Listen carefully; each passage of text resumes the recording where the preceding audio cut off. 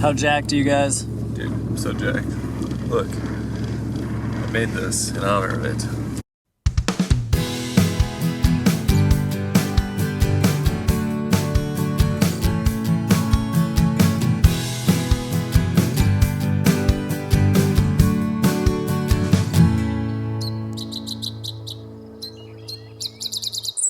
We are in one of the premier birding destinations in the Midwest, the Sax-Zim Bog. The Sax-Zim Bog is composed of around 300 square miles of land, including a variety of habitats and even a few towns. A mix of different habitats provides ideal conditions for many boreal species of birds, such as great gray owls, black-backed woodpeckers, boreal owls, and more. The previous day, we saw a variety of species that call the bog home, and saw every bird we were looking for. Feeling like luck was on our side, we decided to head further north in hopes of spotting the elusive Boreal Chickadee. However, a snowstorm came through overnight, putting our plans in jeopardy. There's a lot of blowing snow, but it doesn't seem too bad. The roads seem decently plowed.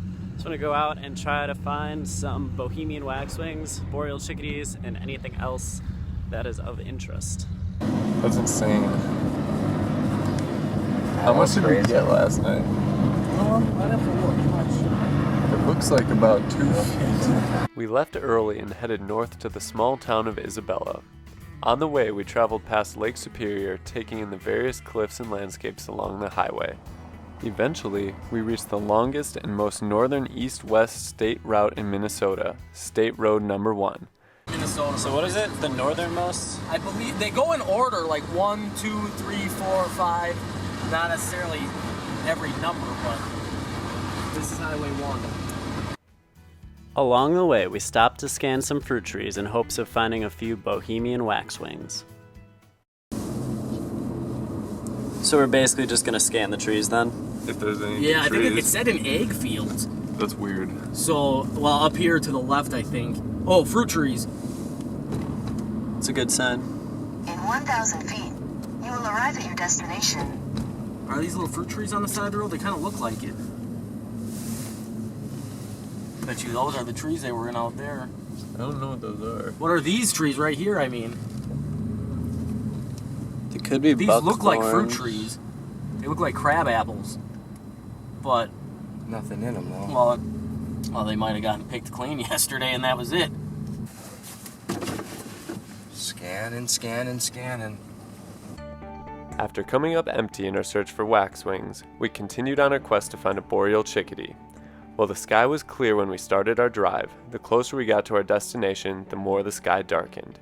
Soon, we found ourselves in the middle of a blizzard in the seemingly deserted forests of Minnesota. While there was little sign of human activity, some of the natural residents were still out and about, such as the snowshoe hare. Snowshoe hares have an average lifespan in the wild of up to only 1 year. Their coat is only white in the winter and turns brown in the summer, which takes up to 10 weeks for the color to fully change. We finally arrived at the tiny northern town of Isabella. A face mask. We parked near the Isabella Cafe and began walking and listening. Some black-capped chickadee calls behind the cafe caught our attention, and our activity attracted a pair of gray jays. Gray jays, also known as Canada jays, are extremely curious birds of the northern forests. They are fairly large with dark gray wings, a light underside, and a partial hood. Their broad wings enable them to swoop low through trees much like a predatory bird. Gray jays are at home in boreal environments, using their fluffy plumage to stay warm and even raising their chicks in the middle of winter. Their diet consists of a wide array of food items such as berries, seeds, and insects.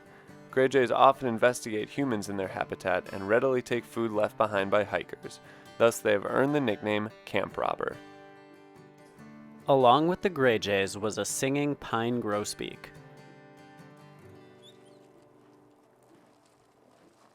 The pine grosbeak is a large finch that breeds in spruce, fir, or pine forests and frequently visits feeders in the winter.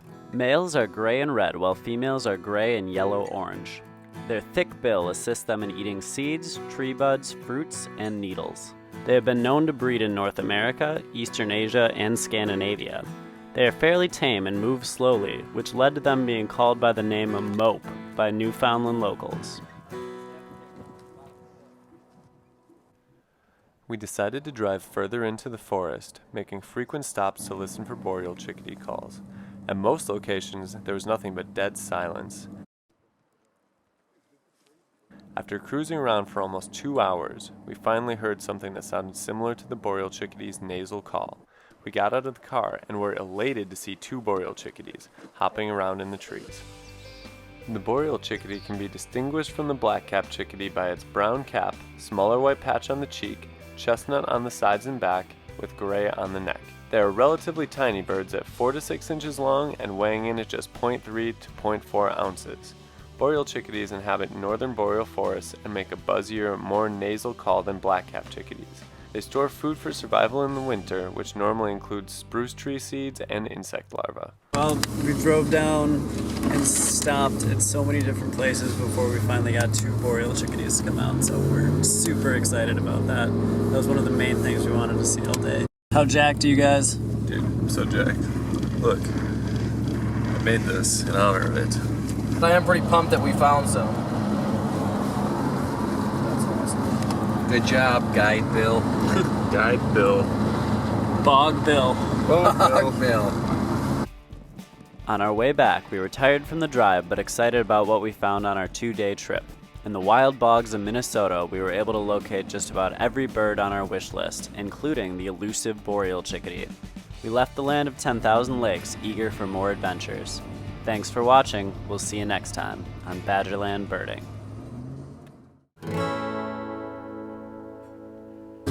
Bill's super jacked too. I wish I would have gotten that better picture.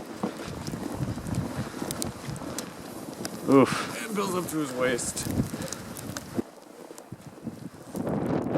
That's not even my car. I don't know. I'm looking at your car for stuff. 3 miles. You still got that energy drink? I sure do, Bill. Oh, yeah.